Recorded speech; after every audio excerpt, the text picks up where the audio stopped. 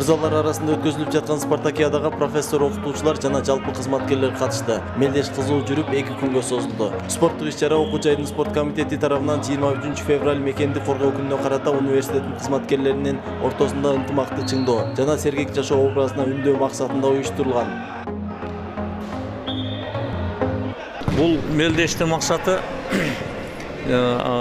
мекенди коргоо күнүнө карата шаарда мелдеш өткөрүлөт.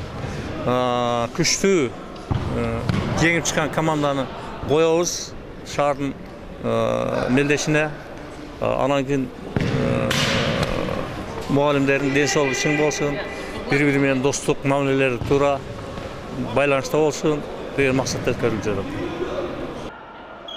Ош мамлекеттик университетинде спорттук мелдештер айымдар жана мырзалар арасында жетекчилик тарабынан майрам күндөрүн утурлай өткөзүлүп турат. Окутуучулар билим берүү тармагында мындай саамалыктын болуп турушу жамаат үчүн жакшы мааниге ээ экендигин айтышат. Бүгүнкү өтүлүп жаткан футбол боюнча Ош мамлекеттик университетинин окутуучуларынын арасындагы өтүп жаткан футбол мелдеши биз үчүн өтө бир кызыктуу болуп өтүп жатат.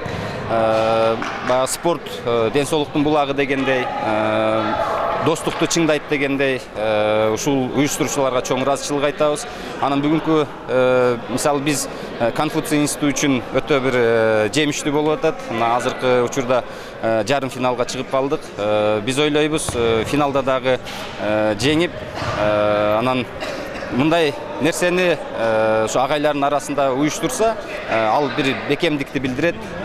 Келечекте Ош мамлекеттик университет бекем бир мындай жамаат менен ушул Кыргызстандын дагы мындай алдыга алып чыгат спорт боюнча деп ойлойбуз. Оюн аягында мыкты командалар алдыга чыгып, жеңүүчүлөр аныкталды. Жыйынтыгында 1-орунду бизнес жана менеджмент факультети, 2-чини Кыргыз-Кытай факультети, ал эми 3-орунду педагогика жана дене тарбия факультети ээлеп, ардак грамоталарга ээ болушту.